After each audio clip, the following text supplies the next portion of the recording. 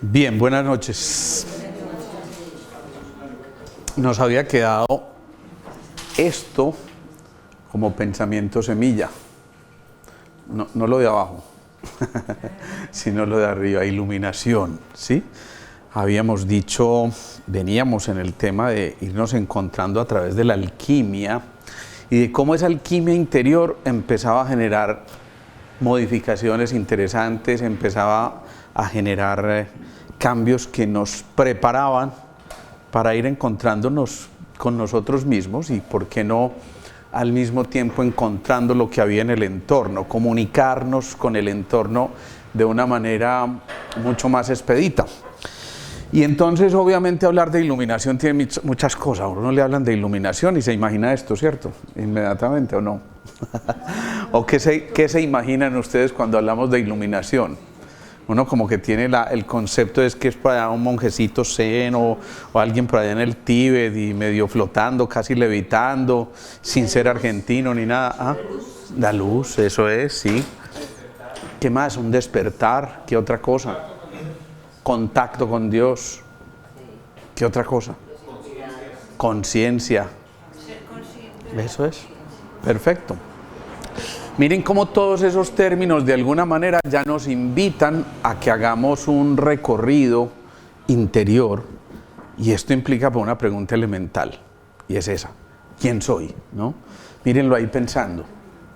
A lo mejor uno de estos piensa un poquito más que alguno que otro que se lanza para otro tipo de cosas en este mundo, pero bueno, lo cierto es que este estado de preguntarnos quiénes somos ya nos interroga, ya nos dice hacia dónde vamos, qué queremos ser. Entonces, si yo devolviera esa pregunta, ¿quién soy?, alguien me podría dar una respuesta.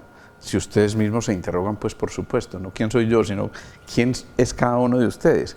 Alguien me podría dar una respuesta. Bueno, aquí no hay nadie. Un ser humano en un proceso de aprendizaje, en busca pues como de encontrar un estado de conciencia un poquito más. Perfecto, un ser humano en búsqueda de aprendizaje, buscando un nivel de conciencia mayor. ¿Alguien más?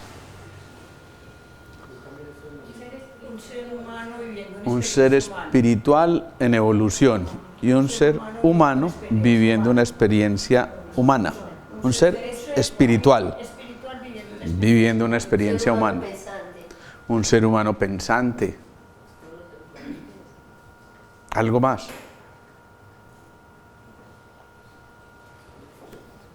¿Qué dijiste, Carlos? Yo soy el que soy, perfecto. Allá nos vamos acercando. Entonces, cuando esto ocurre y cuando estamos pretendiendo iluminarnos, acuérdense que casi siempre cuando hacemos referencia a la iluminación interior, yo generalmente cito una cosa. ¿Se acuerdan qué es? Que yo digo que se despierta como si fuera un faro, eso, la pineal. Esa pineal que se enciende porque se conecta a lo que hemos llamado el triángulo magnético de la cabeza. Entonces conectamos el pasado, conectamos el futuro, conectamos el presente, y en el baricentro de ese triángulo está la epífisis o la pineal, y decimos entonces que gran parte del ejercicio que hacemos cuando estamos haciendo la meditación es un ejercicio curiosamente de despertar. Y digo curiosamente porque muchas veces meditamos con los ojos cerrados. ¿Por qué? ¿A alguien se le ocurre por qué hacemos el proceso de la meditación con los ojos cerrados? Para mayor concentración. Eso nos invita a interiorizarnos, ¿no? Y eso significa también que en el camino de la iluminación vale mucho la pena cerrar los ojos para abrir las puertas. Es muy paradójico. Bueno, alguien dice no se cierran los ojos sino los párpados. Bien, tiene toda la razón. ¿Sí? Entonces cuando digamos cerremos los ojos, ahora qué decir cerremos los párpados más bien. Pero lo cierto es que cuando estamos en esa actitud, miren esa pecosa tan hermosa, esa pecosa lo que está haciendo es casi que mirando hacia dónde, hacia adentro, ¿sí? Y eso es ya un indicativo claro de que cuando queremos hacer ese tipo de movimientos de interiorizarnos, empezamos realmente a despertar esa lamparita interior, ese faro interior que nos empieza a conectar con lo que verdaderamente somos. Y si lo miráramos en esa perspectiva, es como si cuando abriéramos los ojos estuviéramos haciendo esto. Pero si abrimos los ojos y decimos que cuando los cerramos miramos hacia el interior, ¿qué pasa entonces cuando abrimos los ojos? Entra más luz. ¿Ah? ¿Iluminamos el interior también? De alguna manera sí, pero casi que estuviéramos diciendo que si en el otro estado estamos mirando hacia adentro, en este estamos mirando hacia afuera, claro. Y es como si al contrario sacáramos luz de nuestro interior para proyectarlo a eso que vemos. Entonces, ojo, porque es que siempre tenemos el concepto de que los órganos de los sentidos, lo único que están haciendo con nosotros es permitirnos captar lo que hay allá afuera para interiorizarlo. Y aquí estamos diciendo lo contrario, es captar lo que hay allá adentro para exteriorizarlo, para proyectarlo. Como si en ese acto lo que estuviéramos haciendo es sacando luz desde nuestro interior y dándole luz a esos objetos que nosotros vemos. Como si no fuera que es que ahí hay una luz que entra a nosotros, sino que nosotros somos los que proyectamos una luz y generamos esa silla, ese extinguidor, esa lámpara. También le damos luz a otros. Eso es. Entonces miren que ya empezamos a deducir una cosa súper importante en la que coinciden todas las visiones sobre la iluminación.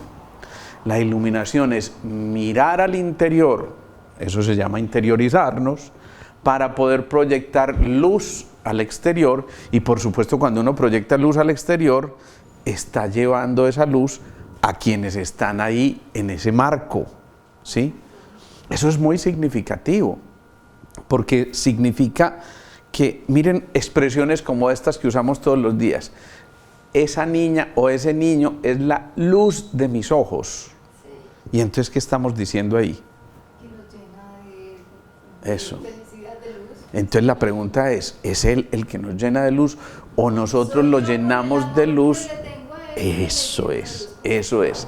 Miren que aquí nos invita a esto ya a ser una visión completamente analógica. Hay una visión lógica que nos dice, claro, yo capto la luz, formo una imagen y con base en esa imagen yo me formo una representación a nivel de la corteza occipital y simplemente produzco una respuesta con base en eso que mis órganos de los sentidos están captando. Pero ya hemos dicho que muchas veces los órganos de los sentidos nos engañan. Y el problema es ese, que no lo creemos.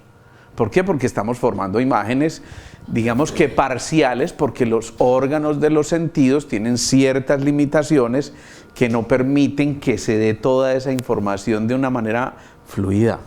Entonces lo que estamos haciendo es, en el movimiento de interiorización, de tratar de iluminarnos, es sacando la luz interior que solamente se puede sacar cuando nos hemos atrevido a mirarnos al interior. Eso es muy bonito, porque además es un reto muy berraco. Es mucho más fácil mirar hacia el exterior y tener una imagen allá parcial y listo, yo me formé una idea, toda la cosa, pero no siempre estamos haciendo ese movimiento que nos permita meternos allá. Ojo, ojo, porque aquí hay una cosa, yo digo, muy simbólica y muy significativa. Si nos atrevemos a hacer el movimiento, insisto, de interiorización, no solamente es como si nos estuviéramos, imagínense que uno se pudiera meter por allá como una camarita proyectora y entonces proyecte esa luz a todas las células, órganos, tejidos, sistemas. Traten de imaginarse eso como si estuvieran haciendo un recorrido. De hecho, hoy hay una cosa que se llama la cápsula gastrointestinal, que hay gente que tiene un problema del colon, le ponen a tomarse una cápsula y resulta que esa capsulita miserable tiene una camarita insertada y va registrando todo el trayecto gastrointestinal. Es una maravilla, es una fantasía. Pero imagínense como si esa camarita pudiera multiplicarse por mucho y llegar a cada una de las células que hay en nuestro interior. Pero ya no solamente a cada una de las células que van a formar órganos, tejidos, sistemas, sino también a cada uno de nuestros pensamientos y a cada una de nuestras emociones. ¿Eso qué significa? Que estamos contactando directamente con los tres cuerpos, con el cuerpo físico, con el cuerpo emocional y con el cuerpo mental. Eso significa también que para el proceso de iluminación y para tener esta cara de satisfacción es necesario mirar hacia adentro y contactar con esos tres cuerpos. Es decir, llevarle luz al cuerpo físico, al cuerpo emocional y al cuerpo mental. Eso suena como muy académico. La pregunta es, si nosotros hacemos esto, ¿será que sí podemos llevarle luz al cuerpo físico? ¿Ustedes qué creen? ¿Cómo? Mediante la meditación, pues, pero física es... con el Físicamente. Físicamente. ¿Y cómo le metes ese sol allá adentro si está allá afuera? Y yo te estoy invitando a que te metas adentro. Por la alimentación. Sabemos que por la epífisis. Ojo, que por ahí va, no te dejes engañar. ¿Qué? La epífisis, vamos ahí como bien. ¿Qué decías, Alex? Alimentación, perfecto. A ver, descompongamos cada cosa de esas. Ustedes se comen un vegetal. ¿Qué te estás comiendo cuando te comes un vegetal? Lo voy a llamar zanahoria, ¿sí? Una hortaliza. ¿Perdón? Pues la luz del sol. Claro. Miren qué tan interesante. Acuérdense que nosotros conquistamos un reino mineral, un reino vegetal y un reino animal. El reino mineral conquistamos nosotros a través de ese reino mineral la transparencia, el dejar pasar la luz. Pero en el reino vegetal había una cosa que se llamaba devoción a la luz. Y por eso cuando ustedes se comen ese pedazo de zanahoria no están comiendo solamente una cosa ya llena de betacarotenos o eso, sino que esa planta tuvo una cosa que fue la devoción a la luz que le permitió alimentar y generar la fotosíntesis, cosa que al final es lo que nosotros vamos a tomarnos o a comernos, ¿sí? Entonces, ojo con eso, porque es bien bonito. Y si fuera el reino animal, ¿qué? La energía. La energía hecha movimiento, ¿sí? Y la energía hecha movimiento es esa capacidad que el animal tiene de desplazarse, de moverse, que nos recuerda simplemente eso, que la vida es movimiento.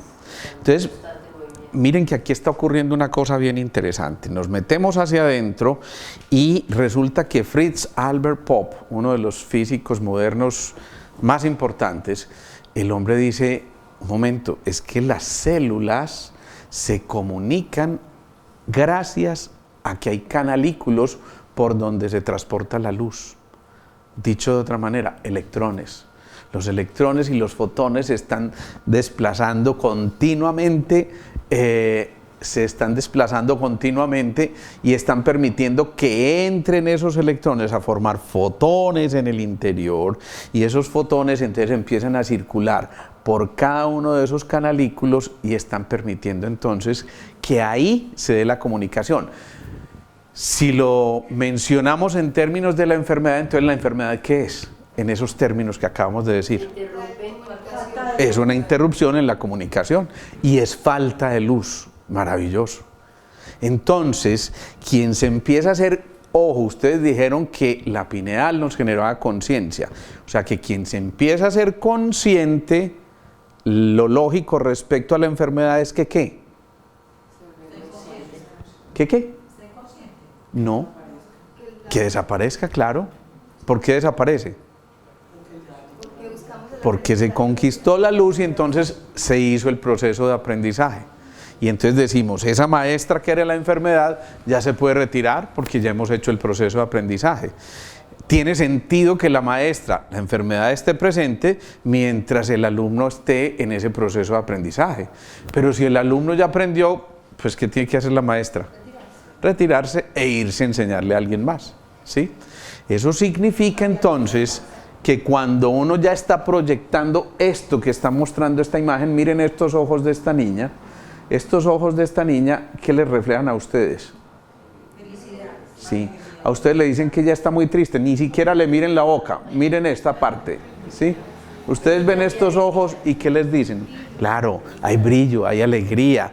Por eso muchas veces uno cuando ve un paciente sabe que el motivo de consulta no era ese hombro del que vino a quejarse, ni la gastritis, ni nada de eso, porque digamos que los ojitos no brillan. Y si esos ojos no brillan ya nos están diciendo aquí falta luz, ¿sí? Yo no puedo proyectar luz si yo mismo no soy luz. Ahora entienden esa frase. Yo estoy en la luz está en mí, yo soy la luz. Cuando hacemos ese tipo de movimientos, lo que estamos diciéndonos a nosotros mismos es, ojo, esa luz vale mucho la pena, esa luz es bien importante, pero siempre y cuando realmente cumpla la función, que es la de proyectarse y sacar todo esto a flote. Si eso ocurre, entonces solamente de esa manera vamos a encontrar que esta expresión se pueda dar. Imagínense, traten de convertir esta imagen en una niña triste. ¿La logran llevar? Es que es imposible, porque los ojos están ya contando muchas cosas, pero ¿qué está proyectando esto? Lo que ella siente en su interior. Entonces ahí sí es muy factible que si yo encuentro mi luz interna o mi luz interior, es muy posible que yo la pueda proyectar. Y entonces por eso una mirada, un gesto, una expresión determinada es suficiente como para que ese que hay allá afuera se contagie de esa información y entonces empecemos a cumplir una función fundamental, ¿cuál es la de compartir la luz? Entonces aquí viene un movimiento que llamamos de conversión. Cuando, dime. Entonces, ahí se cumple la ley del dar y recibir. Claro. Que yo me estoy dando, ¿cierto? Claro. Y estoy recibiendo eso magnífico que Claro. es la luz, pero doy dos veces, que me doy a mí y luego puedo ofrecerle a otro. Eso es generosidad total contigo y con el otro. Pero eso también es muy bonito porque también hay una frase muy científica que dice: yo no le puedo pedir peras al olmo. ¿Sí? Si yo no soy lo que soy, no puedo darlo. Y cuando nos dijeron entonces ama al prójimo como a ti mismo, lo que hemos dicho, yo no puedo darle al otro si yo no me amo a mí mismo. Entonces en ese movimiento de interiorización, ¿sí?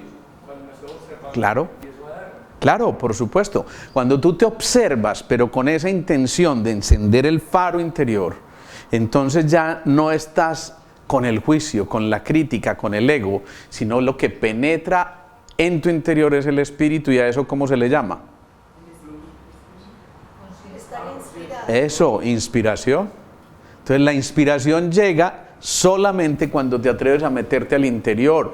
Por eso esas ideas fantásticas llegan es cuando por fin hiciste la pausa y eliminaste el ruido externo de las emociones para poder llegar a ese movimiento de interiorización y empezar a generar el faro. En realidad el faro está ahí, simplemente que no lo habíamos encendido.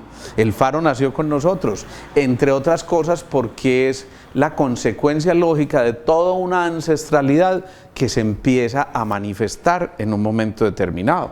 Y entonces nos invita a hacer, insisto, este movimiento de la conversión. La conversión no es otra cosa que, a ver, cuando nos dicen una frase muy famosa en nuestra religión, conviértete, eso es. Ese conviértete no les está diciendo a ustedes, vea, no sé, vuélvase gay o no, le están diciendo es otra cosa, le están diciendo métase allá en su interior, conviértase, atrévase a hacer ese vuelo hacia la luz. Fíjense que no es en vano que yo señale aquí esto, esa luz que hay ahí, lo que nos está interiorizando es una sensación de que ya nos vamos encontrando a nosotros mismos. Imagínense ustedes esa red de canalículos internos, las que les dije de Fritz Albert Popp. Imagínense que como si ustedes pudieran poner una fibra óptica allí y llevar mucha luz. ¿Qué ocurriría inmediatamente con todos esos canalículos? Un gran resplandor, como cuando los fuegos pirotécnicos más o menos, tal cual ocurre. Y entonces el que empieza a hacer ese proceso de la iluminación empieza a detectar que en su interior esa luz se enciende, pero que además va cogiendo fuerza, y es como si esa lucecita fuera llevando a que haya más y más, y hay la necesidad de esto que finalmente explota en una manifestación de ¿qué? ¿Cómo se llama eso? De fotones, eso es. Y esos fotones no son otra cosa que una manifestación de éxtasis, de plenitud, de sensación de estoy completo, nada me falta. Y cuando eso ocurre, entonces es cuando decimos que la iluminación no depende nada de lo externo. sino que al contrario, parte de esa visión hacia el interior. Llevemos esto un poquitico más allá, porque eso tiene un significado muy profundo. Miren esa imagen. A mí esa imagen me parece fantástica. Observen cómo aquí en ese ojo iluminado se ve el reflejo de un arco iris, pero que también es el reflejo de esto, que es otro arco iris, es esa imagen en espejo. Y entonces cuando alguien logra tener una visión como esas, ¿qué está diciendo? ¿Qué está manifestando? El que alcanza a ver todo ese colorido, mejor dicho, lo pregunto de otra manera, para alcanzar a ver todo ese colorido, ¿qué es necesario que ocurra? Mucha luz.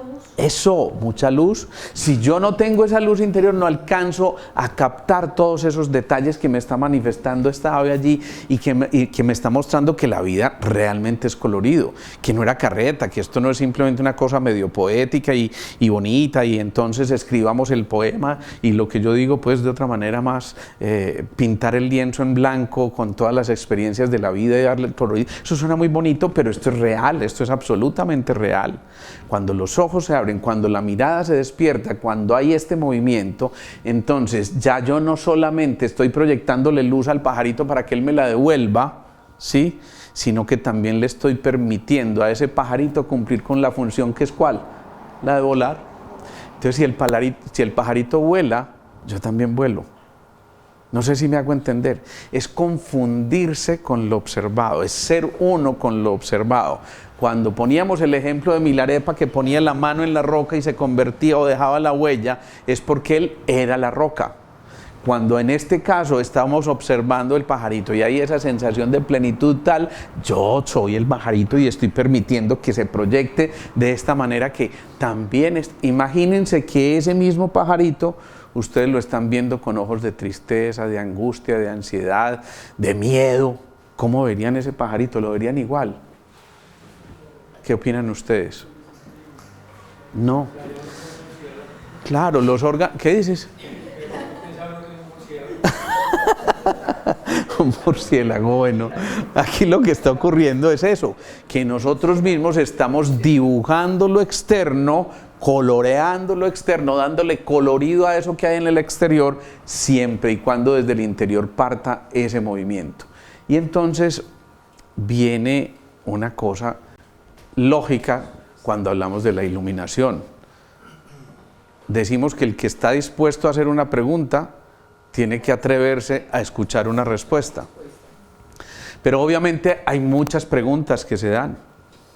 Y si esas preguntas se dan desde el exterior y yo recibo la pregunta desde el exterior y me quedo ahí en la periferia, entonces la pregunta es ¿cómo será la respuesta? Una respuesta periférica por las ramas. Y simplemente eso, ¿cómo se llama? Empieza por E y termina en Go. ¿Sí? Claro. Estamos mirando desde afuera y por supuesto la respuesta la estamos obteniendo desde allá. ¿Y tú quién eres? No, yo soy un médico, o yo soy una mamá, o yo soy un ingeniero, ¿sí? Eso es lo que somos, esa es la periferia, eso es lo que el ego te dice, que ocupas un rol y que estás haciendo una determinada actividad dentro de un rol específico que te lleva a eso, pero realmente esa es la verdadera respuesta de quién eres tú. O sea, si no fueras ingeniero dejarías de ser tú, si yo no fuera médico dejaría de ser yo. ¿No? Entonces hay una cosa mucho más esencial que nos está diciendo que esa respuesta, dicho de otra forma, no hay que buscarla allá, hay que buscarla al interior. Por eso es el sentimiento a veces de inadecuación, de angustia. En estos días escuchaba una historia que me pareció lindísima, porque en medio del drama fue muy, muy bella. Y mencionaban a alguien que tuvo, bueno, N.000 tropiezos cuando se casó y tuvieron 50.000 dificultades y su primer embarazo supremamente complejo, con todas las condiciones no de pobreza, sino casi de miseria total, hasta que fueron empezando a salir a flote y cuando ya salen a flote y ya desde el punto de vista económico lo han logrado todo, ya no les hace falta nada. Yo quiero el carro, me lo compro, yo quiero el me lo compro. Pero cuando llega todo eso, hay un sentimiento terrible de frustración, terrible. Y esta persona entra en un estado depresivo muy severo que lo lleva a meterse en cosas de alcoholismo y esas cosas, hasta que un día el hombre se sienta, mira hacia adentro y se da cuenta, hombre, esto no es la vida. Estas son mis riquezas desde el punto de vista material, denso, económico. Chévere, no estamos diciendo que no importan, no, se las pueden consignar al hermano Alejo en la cuenta número, no estamos diciendo eso, no hay que renunciar a las posesiones, pero no hay que ser posesivo. He ahí la diferencia. Cuando uno es posesivo, entonces se esclaviza, como decía Facundo Cabral en sus letras, él decía, el conquistador se convierte en esclavo de lo que conquistó. Es decir, que jodiendo se jodió, ¿sí? Entonces, ¿qué estamos diciendo? Este hombre, en medio de la crisis tan severa, decide hacer una pausa y dice, la vida no puede ser esto. Me siento absolutamente frustrado, no puede ser. Tiene que haber algo más que a mí me produzca una sensación realmente de plenitud. Él puede que esté pleno en cosas materiales, pero no se siente bien. Eso significa, todavía está por allá habitando en el cuerpo físico, material, denso, pero le falta ascender al mundo de las emociones, de los pensamientos, del contacto con el alma, y un día se le enciende la llamita, y miren la palabra que utilizo, enciende, ¿sí? ¿Y uno qué enciende? La luz. Claro, una luz. Uno enciende una luz. Enciende la llamita, y en ese momento, cuando se enciende la llamita, él dice, no, ya lo tengo todo, ya me voy a dedicar, miren lo que él se encuentra, a servir. Y empieza a ayudarle a mucha gente, a orientar a mucha gente que a lo mejor está en las mismas, lo tiene todo materialmente, pero no tiene nada, ¿sí? Vive entre multitudes, pero está solo. Es decir, no se ha podido encontrar a sí mismo, y entonces cuando empieza a descubrir que él puede ser esa luz que encendió para el otro que llega, se da cuenta que inmediatamente la luz interior en él se multiplica. Y entonces viene ahí el funcionamiento de las matemáticas al revés, es dando como se recibe. Y encuentra que ese otro empieza a encender su propia luz, y ya se da cuenta que en el camino ya son dos faros encendidos, y que dos faros encendidos revelan mucho mejor el camino que uno solo. Y entonces, si dos iluminan más el camino, es muy factible que 3 y 10 y 50 y miles iluminen tremendamente ese sendero. Y ese es lo que llamamos el sendero de la iluminación. Es decir, en el sendero de la iluminación no vamos solos. En el sendero de la iluminación nos reconocemos interdependientes, no dependientes. En el sendero de la iluminación entonces apreciamos la presencia en presente del otro. Es decir, nos conectamos de corazón a corazón con el otro, y ahí es cuando ese corazón se empieza a ser coherente y a emitir una cantidad de campos electromagnéticos infinitamente más potentes que los del cerebro. Y cuando eso está pasando, entonces ya esto nos invita a que se haga un movimiento interior todavía más fecundo y más importante, y es que al respondernos nosotros la pregunta, empieza a revelarse una nueva pregunta y otra nueva pregunta, y siempre vamos a estar interrogándonos, porque el aprendiz, acuérdense del papel importantísimo del aprendiz, siempre está tratando en los arquetipos, en los portales del alma, está tratando de recuperar lecciones, de hacer nuevas lecciones, de no dejar de aprender, de sentirse deliciosamente ignorante para poder seguir conquistando más y más,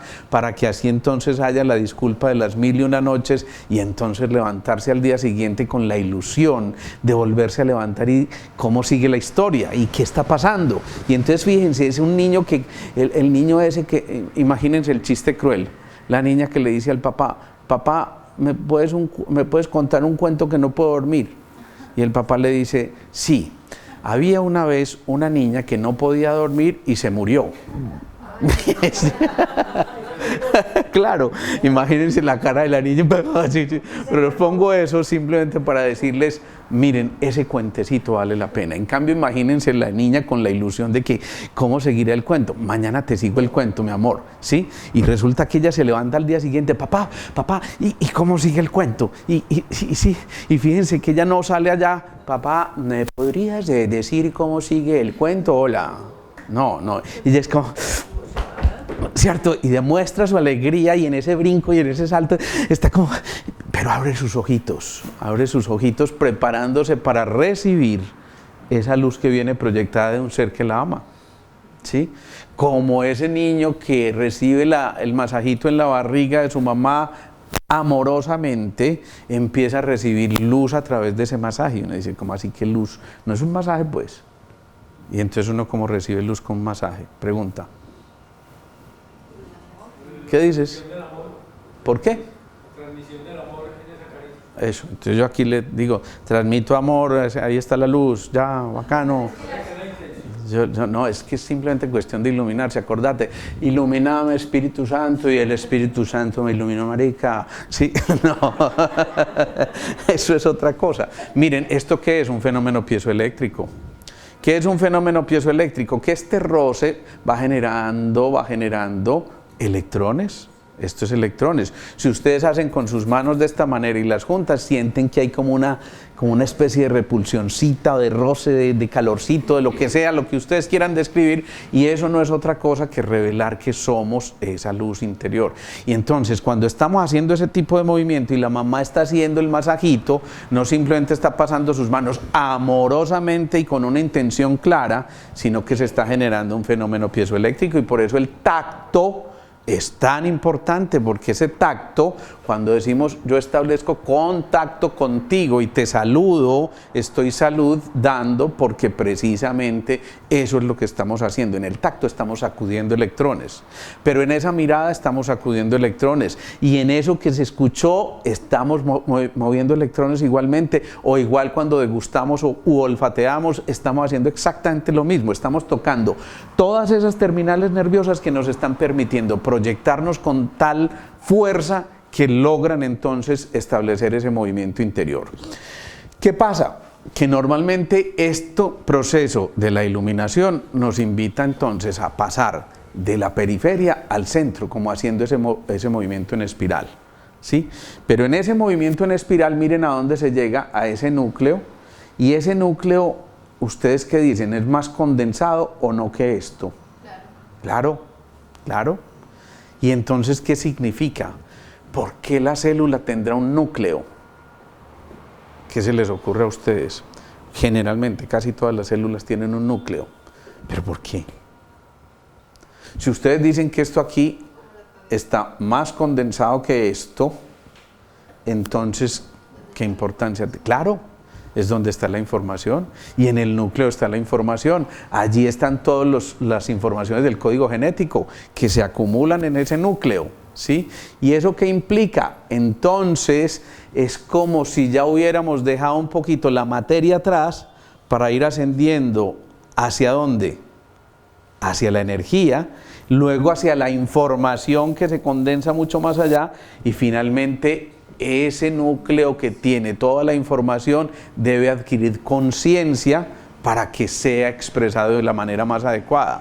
Por eso decimos la epigenética tiene esa importancia. La epigenética nos permite captar desde afuera muchísimas cosas, pero para darle sentido a todo eso, y cuando es iluminada desde la conciencia, entonces ahí lo que recuperamos es la posibilidad de que la expresión final de los genes sea dada de acuerdo a cómo esté nuestro nivel de conciencia.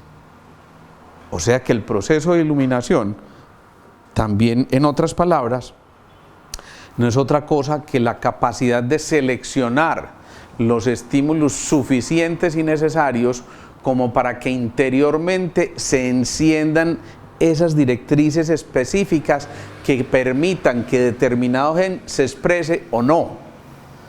¿Por qué alguien tiene, no sé, el gen de la artritis reumatoidea y su hermano también la tiene y su hermana también la tiene, y resulta que Por allá tiene una cosita que se llama el HLB27, un gen súper importante que hace que ella manifieste esa enfermedad. Pero resulta que el hermano y la hermana también la tienen y no la desarrollaron. ¿Qué pasa? No, pues que tenemos la misma información.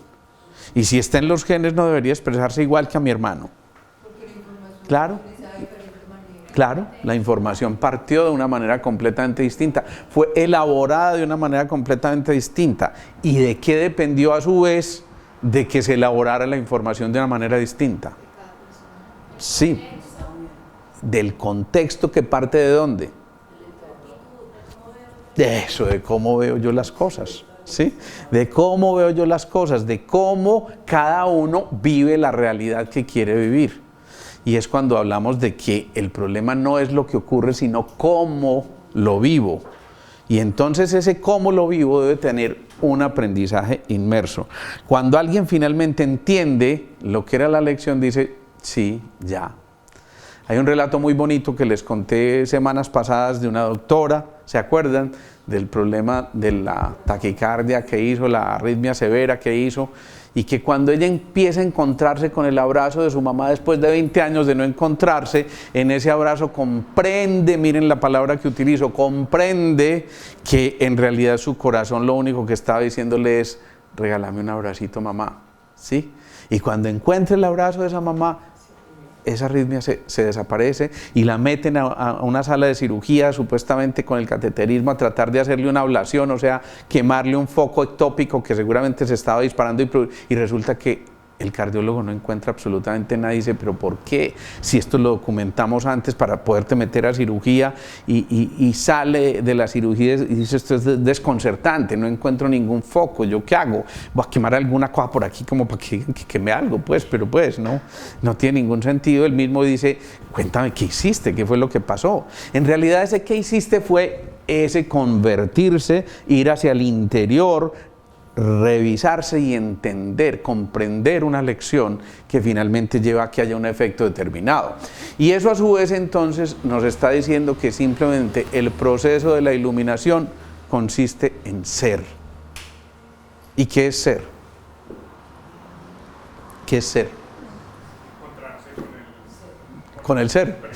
Sí. Encontrarse con la luz. ¿Qué más? ¿Qué dijiste? Aceptación. En otras palabras, es más que parecer, es mostrar la esencia de lo que cada uno en su interior tiene. Permitir que esa esencia salga a flote. ¿Qué no permite salir a esa esencia a flote? El ego, otra vez el ego. En cambio, ¿qué sí permite salir a flote eso que somos? ¿Y eso cómo se llama? ¿Y de dónde partió esa luz? Del amor, ¿sí? Entonces eso que parece carreta y que es simplemente como si uno dice, amaos los unos a los otros como yo os he amado. Si yo les digo eso suena como, uy, ¿este man qué? ¿Sí o no? Se la fumó verde. Pero cuando la dijo un maestro iluminado, dijo exactamente las mismas palabras, pero repletas de una intención, entendiendo que quienes eran sus receptores estaban recibiendo la luz de un ser completamente armónico en su interior, que logra emitir tal perfección que los otros simplemente lo único que pueden hacer es contagiarse de esa luz. Y que cuando se decía de Pedro que con su sombra los curaba, estaban diciendo eso era un ser armónicamente introyectado que permitía que lo que saliera de él, lo que emanara de él, ese campo, esa aura, ese biocampo que estaba emitiendo, fuera de tal magnitud, de una frecuencia tan alta, que el que se acercara a él en un momento de caos, inmediatamente, por física elemental, porque en ese tiempo también estudiaban física, ¿cierto? Y ya habían pasado álgebra de Baldor y todo eso, y en ese momento simplemente esa luz los toca porque ya es de un grado de coherencia tal y de una frecuencia tan alta que es capaz de modificar todas esas imperfecciones. Entonces cuando decimos, miren esta imagen, si yo les digo, ser es esto, ¿qué les dice esa imagen? Traten de describírmela. Primero, perfecto. Segundo, Bien, y por último, Belleza. de eso, belleza, ¿qué más es? Armonía, colorido, Paz. Calma. calma, serenidad, trascendencia, plenitud. Otra más. ¿Ah? Serenidad. ¿Qué más? Fluidez. ¿Qué más? Loto. Loto. Listo, perfecto. Miren, coherencia, todo esto. Miren esta sola imagen. Si somos capaces de describir todas esas cualidades, significa que esta imagen está despertando en nuestro interior todo eso porque somos capaces de describirla en los mismos términos. Es como si el espejo interior reflejara lo que la imagen está produciendo acá. Y eso implica también entonces que cuando nosotros simplemente asumimos esa actitud de aquietarnos, de darle colorido a la vida, de fluir, de ser todo eso que acaban ustedes de mencionar, eso solo está permitiendo que realmente seamos. Es decir, que cuando uno entra en un estado, miren, ustedes están juzgando esa imagen. No. ¿Están emitiendo alguna crítica? No. Simplemente están haciendo ¿qué? Eso se llama contemplación. Y esa contemplación es la de un observador desprevenido, pero tremendamente atento a lo que está viendo allá. Y esa atención, ese sin tensión, le permite ver lo que realmente la imagen está proyectando. Si eso está ocurriendo, entonces, si yo logro ver esto es porque desde mi interior existe esa información que yo puedo contactar en un momento determinado para poder describir serenidad. Eso significa, la palabra serenidad existe en mí. Ese estado de quietud, de paz interior, existe en mí si yo puedo describir esto. Si no, no sabría decir qué es eso. Dime, Carlos.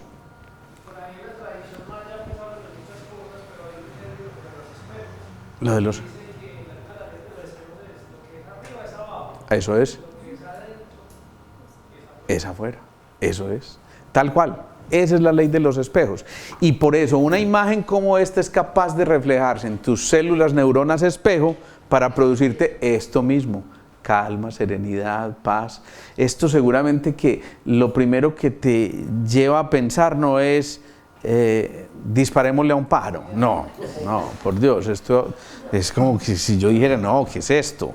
Es como si yo tratara de hacer el número 6, háganlo, con la mano derecha, ¿sí? Y ahora con el pie hagan este movimiento en sentido horario. Y ahora traten de hacer las dos cosas juntas y observen lo que ocurre. ¿Sí? Eso, Jaime, ¿ves? Eso es una maravilla, son órdenes duales, completamente contradictorias, entonces el subconsciente te dice, no, defíname, o para allá o para acá, sí. Dime, Beatriz. O sea que cuando yo entro en la meditación, entro en un estado contemplativo. Qué maravilla, exactamente es eso. Entonces, ¿qué hace un estado de meditación? Cuando tú entras en una meditación profunda, encuentras esto. Si tú buscas en internet y pones imágenes meditación, muy probablemente te salga algo como esto, ¿sí? Porque casi que la sola imagen te lleva a tener una actitud de introyección, ¿sí?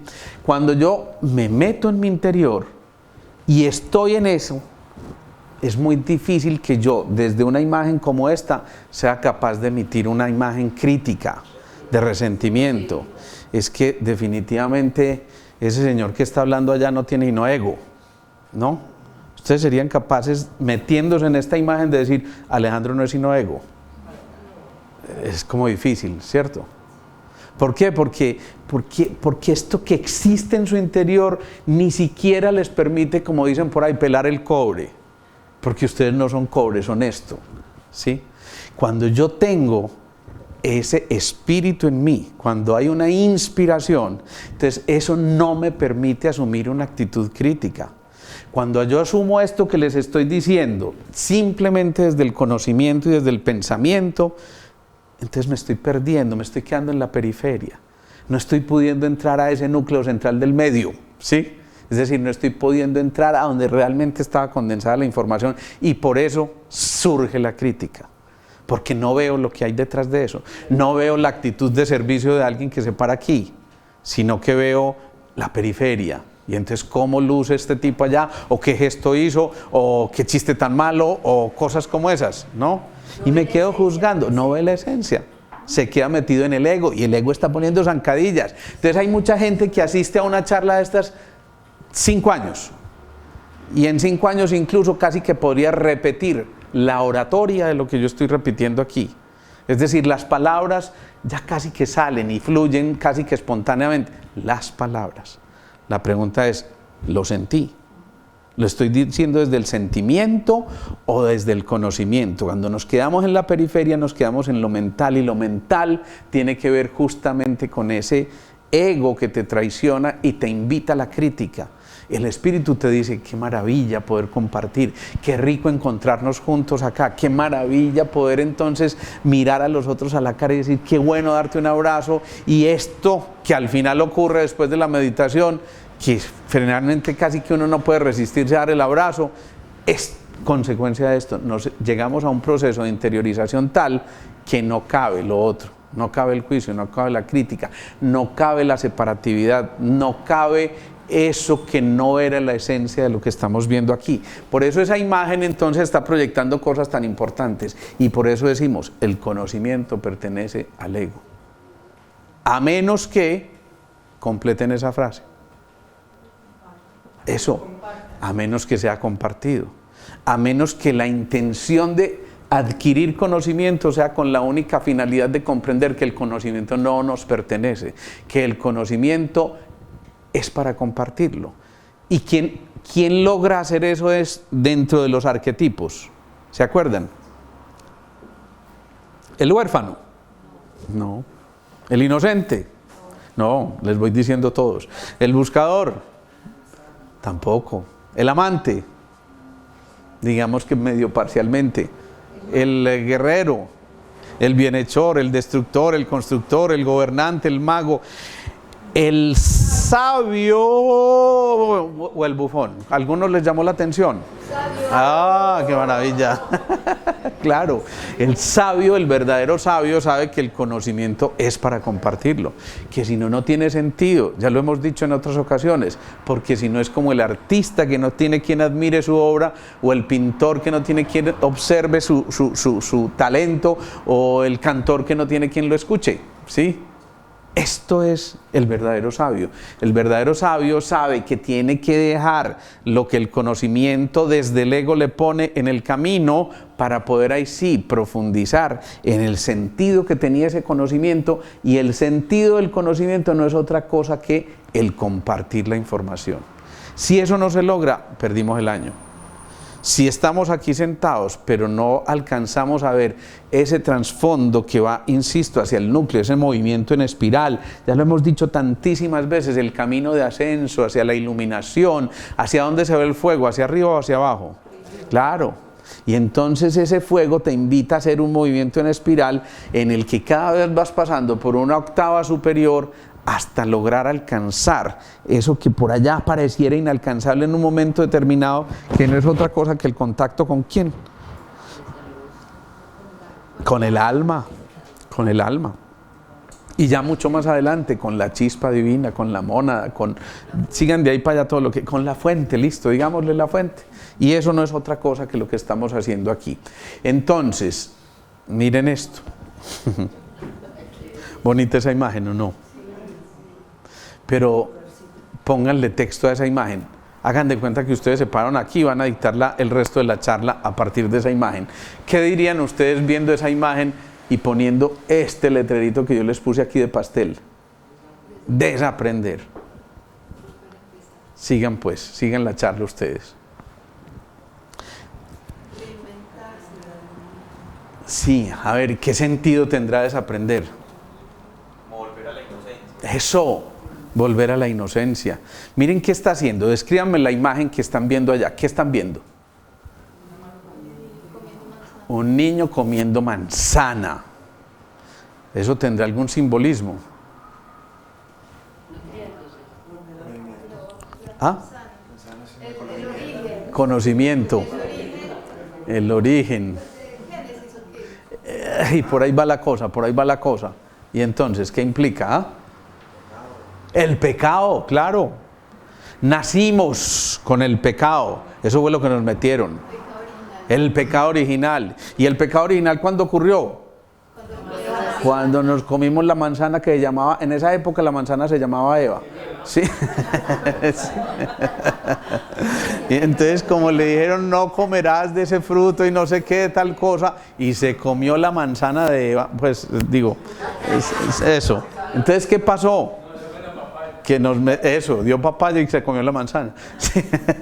Entonces, ¿qué nos dijeron? Que de ahí ya fuimos expulsados del paraíso. Entonces, ¿qué era el paraíso? Claro, la plena quietud, la no crítica, la transparencia, la inocencia, todas esas cualidades derivadas del amor que ustedes conocen. Pero fíjense, nos simbolizaron ese pecado original como cuando nos comimos la manzana. Y tú decías ahorita, Jaime, el conocimiento. Hay quienes decían que realmente el verdadero pecado original fue el conocimiento.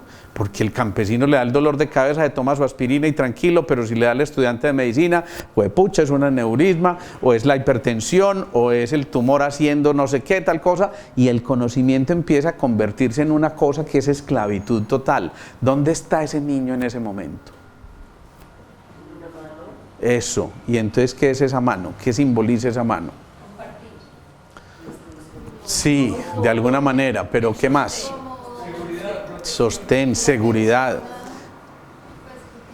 ¿Habrá qué? ¿Habrá agresión en esa mano? No, entonces ¿cómo se llama eso? Eso, confianza, ternura, aproximación. Le está dando ese soporte, pero digamos que siempre hemos dicho que las manos son ¿qué? Eso es, la prolongación del corazón que proyecta ¿qué? Sensación, el amor. ¿Sí? Por eso entonces desaprender significa volver al amor, ¿sí? Para poder entonces empezar a mirar con otros ojos ese fruto prohibido y entender que si desaprendemos estamos dejando atrás el pecado original, que en nuestra visión no significa otra cosa que los paradigmas. Nos llenaron de paradigmas y el problema fue que nos los creímos. Y ya cuando nacimos teníamos tantos paradigmas que, ojo, porque el niño se cae si da 2 pasos, ojo que si se va a la piscina se ahoga, mucho cuidado que si das 2 pasos más o si brincas te vas al hueco. Y nos pusieron una cantidad de limitantes y de cosas que quédese ahí quietecito, perdón, de prejuicios, que lo que nos dijeron fue, ojo, si usted se mueve ya hay una amenaza. Cuando en realidad, acuérdense, en el paraíso había total libertad, total libertad. Por eso siempre hemos dicho, jamás renunciar por ningún motivo a ese que es el mayor de los dones, que es la libertad. Y volver a desaprender significa encontrarse otra vez con la libertad. Desaprender significa entonces dejar esos paradigmas y no encontrar nada como absoluto y total. Si solamente entendiéramos eso, podríamos ir mucho más allá de lo que estamos viendo y entonces esta imagen cobraría otro sentido. Ese niño que desaprende, ese niño que podemos ser cualquiera de nosotros, nos está diciendo, para poder desaprender hay que volver a ser ¿qué? Niños. ¿Y qué es un niño? Es inocencia, es alegría, es transparencia, es honestidad, es claridad, es sonrisa, es paz interior, es todo eso. De hecho, de otra manera, para poder entonces llegar a ese estado de iluminación, tenemos que volver a ser niños. Porque en la niñez está la levedad. Esa posibilidad de andar ligeros de equipaje, no cargando cosas que están allá ancladas. ¿Qué está cargando en esta manzana? La humanidad entera que pecó. Y entonces ya los que nacieron, ya nacieron con el pecado. Entonces, ¿qué estamos haciendo cuando desaprendemos? Dejando ¿qué? El pasado atrás para poder estar en lo que un niño vive. Presente total. El niño siempre está contento, ¿sí? Y mi mejor amigo, y jugamos, y siempre está queriendo ya esta cosa. Y hace 2 minutos estaba en una cosa feliz, pero pasó a esta y está absolutamente feliz y ya le olvidó. Cero apegos, cero meterse y quedarse allá en ese pasado y al contrario, desaprender para poder hacer ese tipo de movimientos. Y estar en presente no es otra cosa que esto, recordar. Aquí no se ve muy claro por la luz, pero esto es un corazón. Entonces, desaprender es volver al corazón. Retornar al corazón es recordar. Y ya lo hemos dicho, recordare. Contradicción. ¿Sí? Pues estar en presente es recordar. ¿Sí? Para ¿Sí? uno recordar es Pero no pasado. es Pero recordar es eso es, me encanta eso, porque cuando recordamos es volver a tocar la cuerda, corda, es una cuerda, ¿sí? Y esa cuerda del corazón es la que te da la melodía de la vida. Por eso cuando el corazón vibra, estamos en presente, pero cuando no, ese corazón literalmente se empieza a arrugar y se vuelve como una pasita, ¿sí? En estos días escuchaba el relato de otra colega que me decía, no sé por qué no me entiende este cardiólogo, un colega, es que él me dice, ve, te hice el examen de electrofisiología, está normal, pero yo siento que mi corazón está como arrugadito, como una pasa, ¿cierto? Y cuando una pasa se vuelve pasa, ¿qué pasó con la uva? Se seca. Claro, se secó y en lugar de hizo esto. Sí. Es muy distinto. Mire, el gordito ahí, sí, contento. Y el otro que está. Sí, es que como que se le invita a chupárselo allá, ya del todo. Y eso es. No es otra cosa entonces. Insisto que la iluminación volver a recordar. Miren esa imagen. Miren lo que les acaba de generar de manera espontánea. ¿Sí o no? Y entonces uno como que. ¡Ay! ¿Cierto? Y miren cómo sacan ustedes y hacen así con los dientes, ¿cierto? ¿Y qué están haciendo con los dientes en ese movimiento? Miren, ¿alguien me puede contestar? ¿Para qué se rozarán los dientes en ese momento cuando ustedes están haciendo esto? Es que miren lo que lo están haciendo, ¿sí? ¿Qué están haciendo? Claro, cosa tan linda, ¿cierto? Sí, entonces las mamás dicen, ¡ah, qué cosa tan linda! Ellas no dicen, ¡ah, qué cosa tan linda! No, ¡ah, qué cosa tan linda! Una cosa preciosa, ¿cierto? Y cuando están haciendo ese movimiento, ¿qué están generando? Otra vez, un fenómeno piezoeléctrico. Otra vez generando vibración interior. Y esa vibración interior hace que veamos este cachetón hermoso, ¿sí o no? Puede estar gordito y todo lo demás, pero no es una cosa. Por eso es que los bebés no aprenden a hablar tan rápido, porque entonces están y que van a entender ese dialecto de los papás. Claro. Pero ¿esto qué es? Miren, inocencia pura. Esto inmediatamente refleja como esa sensación de, tan rico, ¿cierto? Y cuando uno se ve así, miren, esto que acaban de hacer ustedes, después me lo agradecen, la verdad, eso pienso que pueden hacerlo desde ahora, pero cuando eso ocurre, ustedes acaban de rejuvenecer yo no sé cuánto tiempo. El solo hecho de que esa imagen haya evocado, ojo a lo que voy a decir, un recuerdo, recordare, volver al corazón, los está nutriendo de una cosa fundamental que se llama otra vez ¿cómo? Amor. Y entonces el amor es una píldora mágica anti-envejecimiento, ¿sí? No se pongan a mirar las arrugas de los otros, porque entonces ahí sí van a concluir muchas cosas. Y ojo, muchachos, porque eso es el ego. Entonces esa inocencia a su vez nos está diciendo, ojo, para recuperar la inocencia hay que renunciar al deseo. Cuando el deseo es el móvil, entonces nos estamos perdiendo de otra cosa fundamental. Ojo, vuelvo e insisto, no hay nada malo en poseer.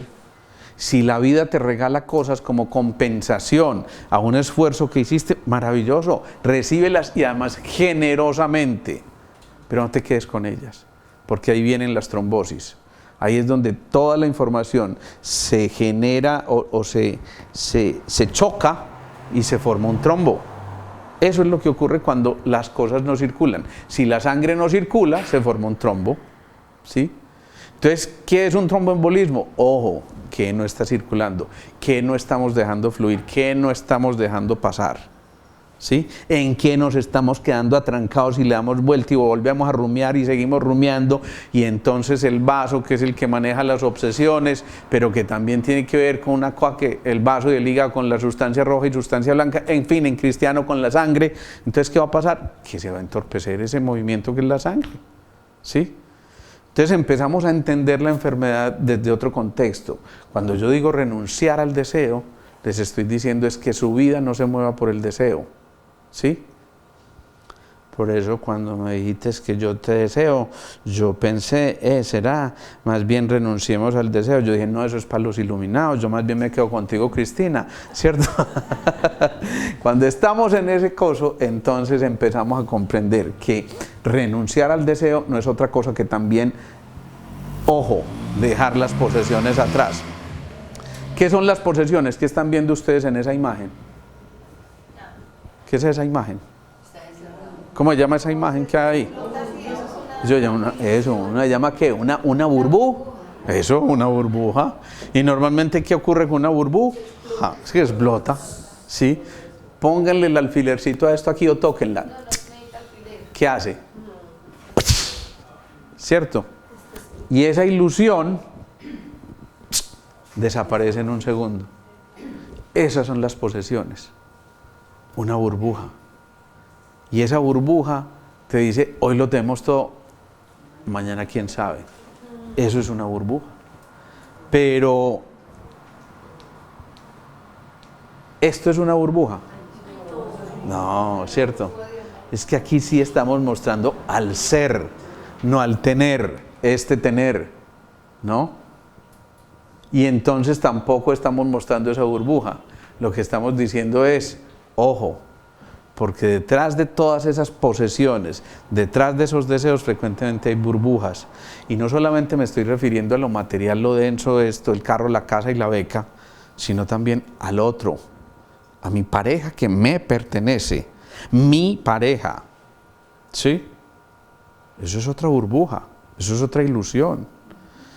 ¿Y qué será bueno?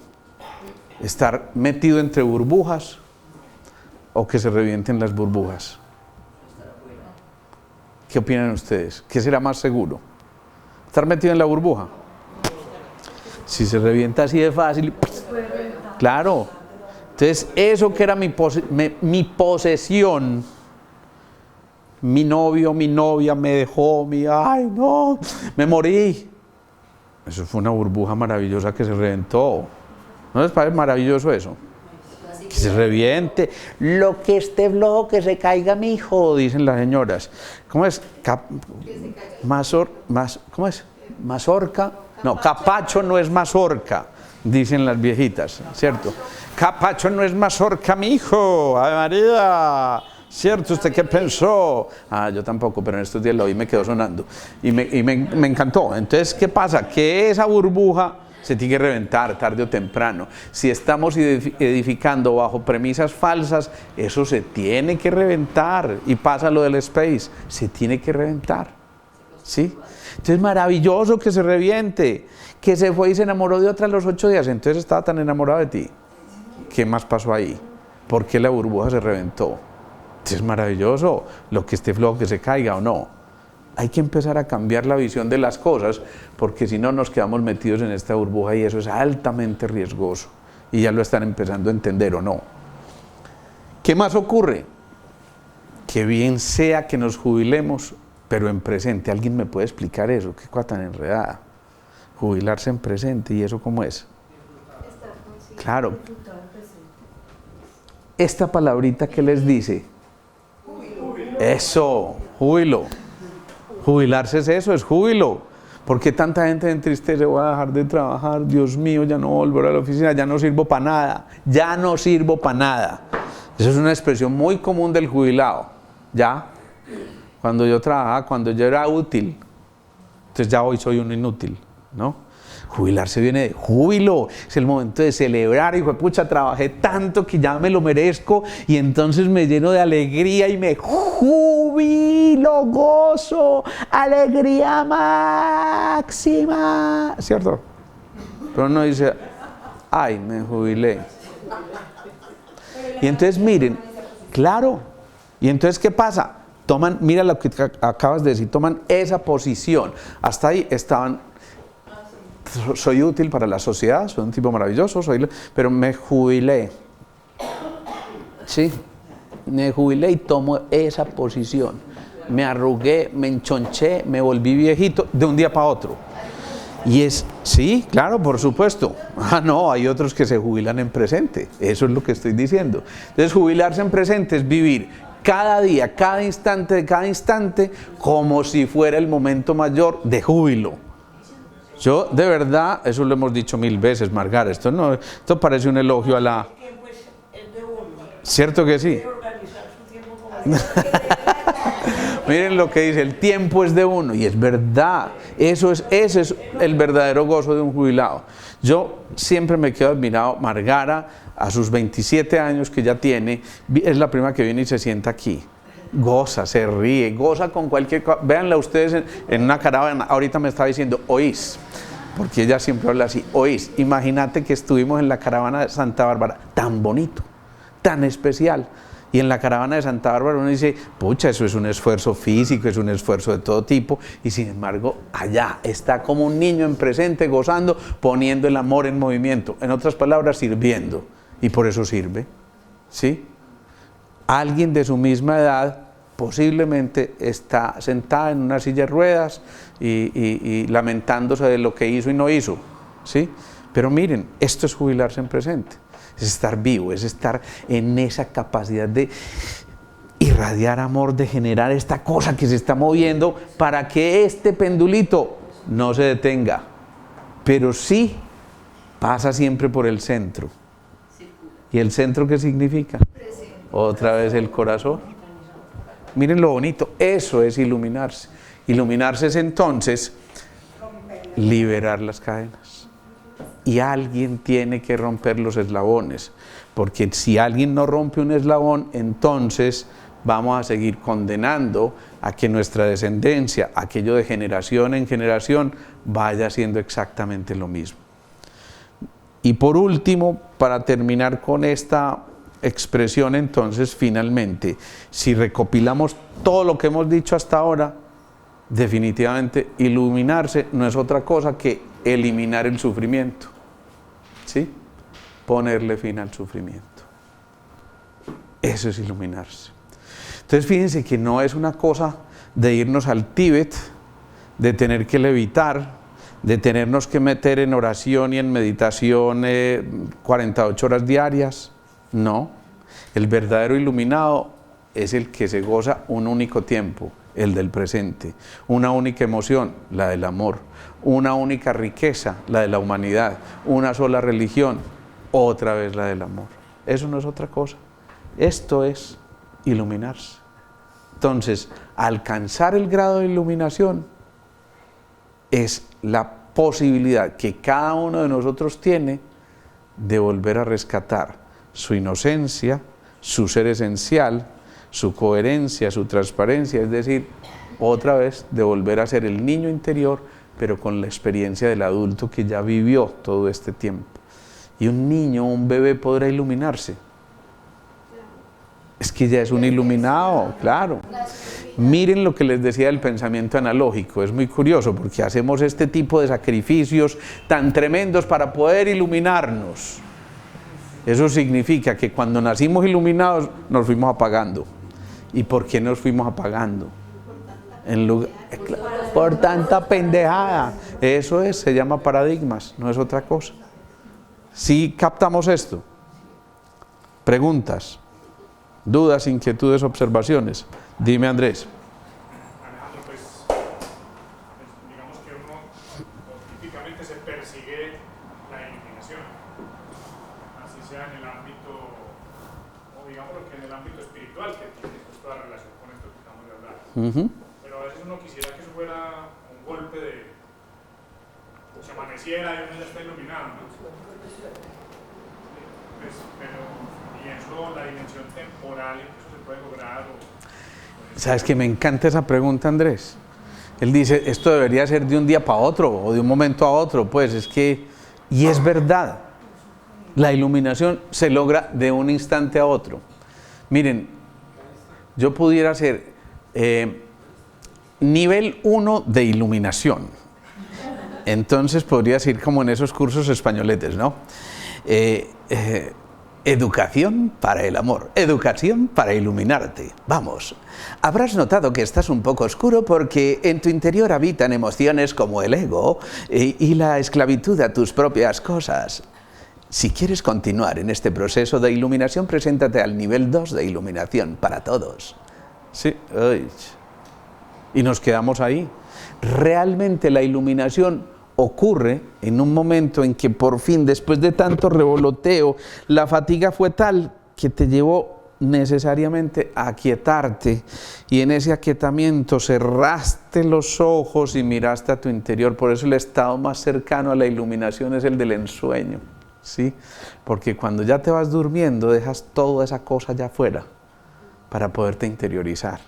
Y por eso quien goza de un buen sueño, frecuentemente en el sueño encuentra las respuestas a esas preguntas que miramos hacia ahorita, y que empieza a entender que la respuesta éramos nosotros. Entonces eso es muy interesante.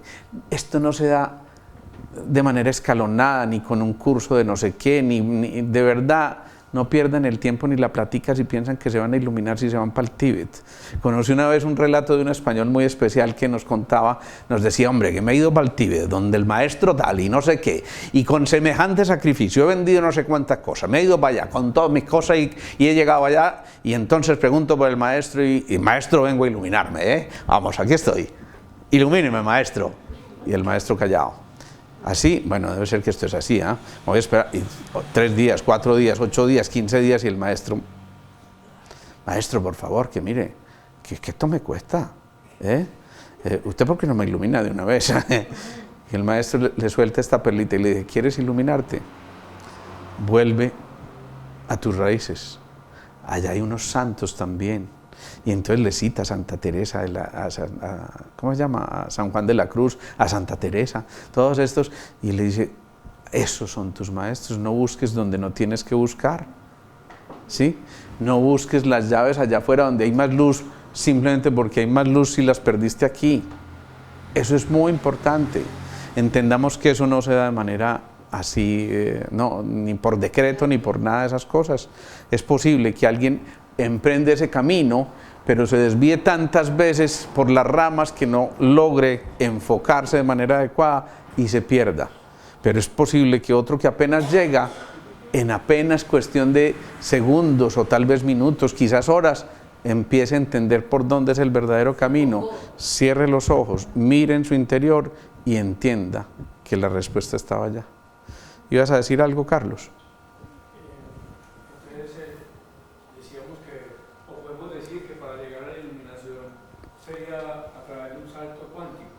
Es un salto cuántico. Es un salto cuántico, pero el que vive en esos niveles del amor y de la coherencia, entonces vive dando un salto cuántico. Claro, es que la máxima expresión de lo cuántico está en el amor.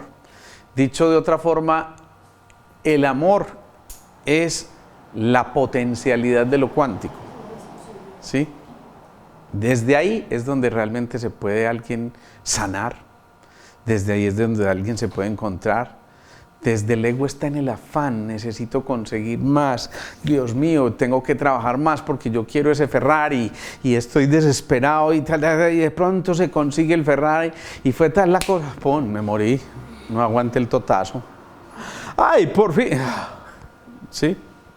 En cambio, hay una historia muy bonita de un rey que estaba pues en su reino. Normalmente el rey está en su reino, pues así como cuando el rey está en su reino, y se dio cuenta que allá afuera había un tipo que parecía un mendigo con una túnica y unas sandalias, pero siempre estaba feliz cantando, y el tipo dice, pucha, pero ¿cómo es posible? Si yo tengo mi reinado, yo tengo mi reino, tengo mis cosas, tengo todo lo que quiero, y este tipo dice que feliz allá afuera. Entonces se va donde el tal tipo porque le dice, usted lo que tiene que ver es un impostor, venga a ver. Entonces le dice, venga, yo quiero que usted tenga algo de lo que yo tengo, véngase conmigo al palacio, ¿sí? Y él se va con él al palacio. Dice, sí, no tengo problema. Y se va a conocer. Entonces, ¿qué hace alguien que llega al palacio y le dicen, se va a comportar como un rey? Hacer lo que un rey hace. Tráiganme, vengan, mi comida, todo el mundo sírvame. Entonces al rey le empieza a dar como cierta rabiecita, pero este pendejo, ¿qué pues? Se está pensando que es el rey de verdad. No, ¿cómo así? Pero al mismo tiempo dice, pero yo fui el que me lo traje para acá. Y entonces como le digo, hasta que un día no se aguanta y le dice, no, ¿sabes qué? Es que uno es el rey. No, es que de verdad, entender que es que el rey soy yo, así como cuando el rey habla con el mendigo. Entonces el mendigo le dice, no hay problema, perfecto, sí, yo creo que debería salir de aquí ya, perfecto. Entonces el tipo, ¿cómo que perfecto? ¿Vas a renunciar a esto así sin decir nada más? Claro, vamos, me acompañas. Y entonces él se va a cerciorarse de que en realidad se vaya, y cuando ya están en la frontera del reino le dicen, pero ¿cómo así? ¿Y te vas a ir tranquilo sin nada más ni nada? Sí, es que... Nunca tuve nada, exacto. No fue posesivo. Y le hizo entender, es que mi reino no pertenece a este mundo, ni a... No, mi reino es de cualquier parte. Y aquí puedo ser feliz, y allá si me toca ser el papá también soy feliz, ¿no? Entonces el tipo le dice, no, venga, devuélvase. No, pues que se va a ir. Entonces le dice, no, mira una cosa. Y le hace entender, si yo me devuelvo, con solo 3 pasos, de nuevo vas a sentir amenazado tu reino, y entonces ya vas a dejar de ser feliz. Y le dice simplemente, vive feliz con lo que eres tú, y punto. Y él se va para el otro lado, con su túnica y sus sandalias, absolutamente feliz. ¿Ven Claro, y nunca se esclavizó de sus posesiones, sino simplemente las disfrutó, punto. Esa es la gran diferencia. ¿Más preguntas? Dime, Alex. Bueno, respecto a lo que decía el compañero ahora, Andrés, yo, sí. Y hoy me preguntaba, yo soy también profe, pero bueno, de otra área. Contanos a ver de qué sos profe vos, hombre. Soy profe de ingeniería. Bueno, perfecto. Yo soy ingeniero, soy así cuadriculado, pero bueno, bueno, pues también me gusta mucho hacer. Ajá. Entonces un estudiante, ahí hablando con él, me decía que había estado en estos días pues tomando yagé, ¿cierto? Estas cosas. Y yo creo que también esa es otra forma tal vez como de forzar y buscar como esa libertad rápidamente. Claro. A través de, en este caso, un alucinógeno, igual. Pero yo le decía pues que sí, eso era momentáneo y eso te sube, pero también rápidamente te baja. Eso no un espejismo. Realmente a la libertad que quiere. Claro. Y yo creo que sí tiene que ser como un proceso, o sea, que conscientemente uno primero tome la decisión de querer esa libertad y no forzarla. A lo que yo me refiero con que, mira, tú usas varias expresiones. Primero, yo soy ingeniero y por eso, ¿cómo fue que dijiste? Cuadriculado, ¿no? ¿Y quién dijo que un ingeniero tenía que ser cuadriculado? De hecho, es más, miren, un ingeniero tiene una habilidad que yo no tengo. Y yo soy médico, más de hemisferio derecho podríamos decir. Pero el ingeniero sabe ver que en ese espacio de 3x4 cabe una cama, un closet. Yo veo eso y ¿cómo así que iba a caber una cama y un closet? Luego ya ahí necesariamente estás tocando tu hemisferio derecho. O sea que no eres ni tan cuadriculado, no te matricules ahí. Eso es bien importante, porque cuando uno está matriculándose, entonces se pone otra vez los límites y los paradigmas a los que volvíamos ahora. Segundo, cuando me refiero a que eso se da de un momento a otro, pues obviamente no es gratuito. Has hecho una labor para que finalmente el momento del despertar, de la iluminación, sí se dé en un segundo. ¿Por qué? Porque estás llenando tanto, ¡pum!, hasta que la valvulita de la olla atómica se abrió, ¿sí? Pero obviamente hiciste un trabajo previo para eso. Y evidentemente ese camino previo va acompañado de la capacidad de servir, de meditar, orar, estudiar, ¿sí? Todas esas cosas. Y al final terminaste con otra cosita que... con lo del yagé. Bueno, lo del yagé es un espejismo, es una ilusión. Eso está bien en la cultura en que nacieron los indios amazónicos. Eso es parte de su cultura, pero no es de lo nuestro, eso es involucionar. Y de hecho ya lo hemos mencionado aquí en algunas charlas, eso es romper el velo etérico, que es muy delicado, supremamente delicado, porque eso puede dejarte en un estado de psicosis y de alucinaciones continuas que simplemente te desdibujan por completo la realidad. Si a mí me preguntaran o me pidieran un consejo respecto a eso, yo diría jamás, jamás. Eso déjenlo a esa cultura, que hace parte de eso. ¿Sí? Entonces entender que precisamente si estamos en el despertar de la conciencia, pues no debería haber nada que obstruyera la conciencia, ni que se pareciera a una alucinación, porque eso es lo mismo que la burbuja que acabamos de mostrar aquí, a menos que, insisto, tú hayas crecido en esa cultura.